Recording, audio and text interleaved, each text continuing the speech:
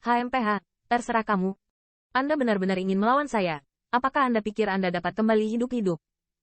Melihat aksi wanita cantik paruh baya itu, nafas kera guntur yang ganas juga menjadi sedikit kesal, dan suaranya terdengar agak dingin. Jika itu normal, saya tidak berani mengganggu Anda, tetapi dalam masa lemah, Anda belum memiliki kemampuan ini.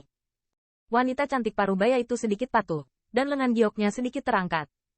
Hong lama. Dengan mengangkat pedang lunak di tangannya, Halilintar tiba-tiba naik di atas langit, dan serangan berlanjut.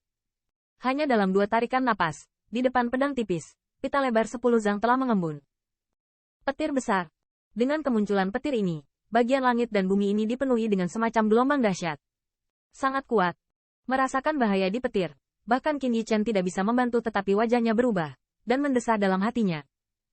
Pada saat yang sama, dia juga mencoba yang terbaik untuk memadatkan nafasnya, menyelinap ke bawah pohon, dan terus mengamati melalui celah-celah dahan. Saat ini, masih berdiri di atas pohon raksasa, pohon yang tidak disengaja kemungkinan besar akan terpengaruh oleh halilintar yang dahsyat ini. Keberadaan kedua raksasa ini, menyebabkan salah satu dari mereka, akan membuatnya sangat pusing. HMPH, di wilayah raja, bukan giliranmu untuk menyebarkan alam liar. Dengan raungan kera guntur yang ganas, sinar cahaya tiba-tiba melonjak ke tubuhnya, dan gelombang dahsyat juga keluar dari tubuhnya. Jalur busur selebar beberapa kaki, dengan gelombang yang mengerikan, terus-menerus melompati tubuhnya. Orang ini juga menakutkan.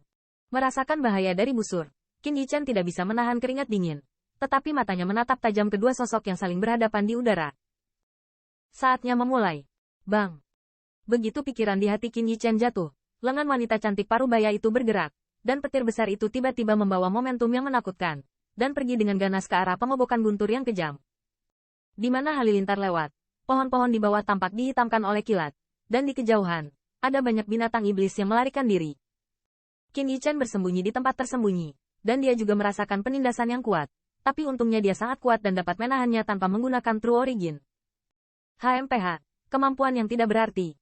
Melihat petir yang menyapu, kera guntur yang kejam membuat suara yang sangat menghina, dan di kaki-kakinya, bentuknya berubah menjadi semburan kilat perak. Hanya sekejap mata, siluet burung petir yang ganas muncul di depan petir besar, dan kemudian, di mata Qin Yichen yang agak terkejut, itu menghantam petir tanpa bias. Bang! Dengan konfrontasi antara keduanya, suara besar terdengar entah dari mana, dan ruang itu sepertinya bergetar karenanya. Petir yang dilambaikan oleh wanita cantik paruh baya terus-menerus melepaskan energi horor dan mengikis menuju kera guntur yang kejam. Namun, kekuatan erosi petir semacam ini yang telah membuat pembangkit tenaga listrik yang tak terhitung jumlahnya tampaknya tidak banyak berpengaruh pada kera petir yang ganas. Hancurkan rajaku. Setelah beberapa saat mengalami kebuntuan, dengan raungan kera guntur yang ganas, petir besar itu ternyata langsung terkoyak olehnya, berubah menjadi busur kecil langit.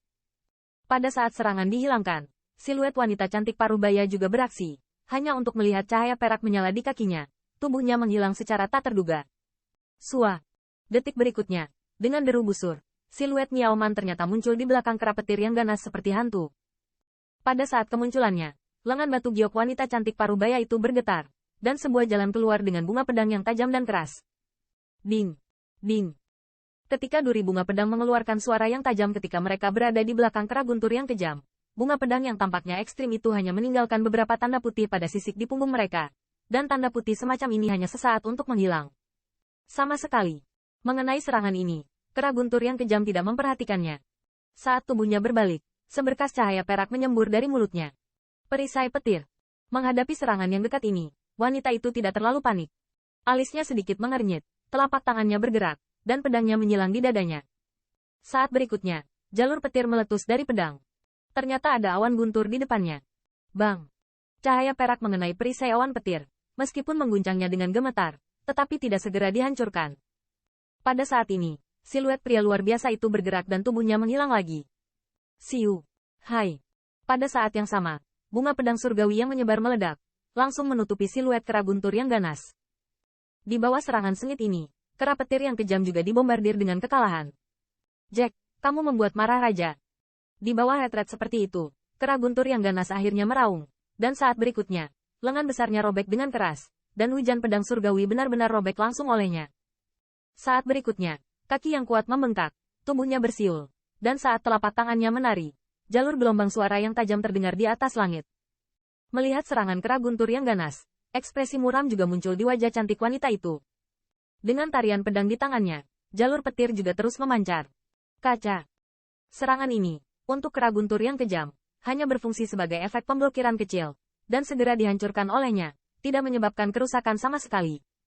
Pada saat ini, kera guntur yang ganas juga menunjukkan kecepatan horor yang sangat tidak sesuai dengan pengingat besarnya.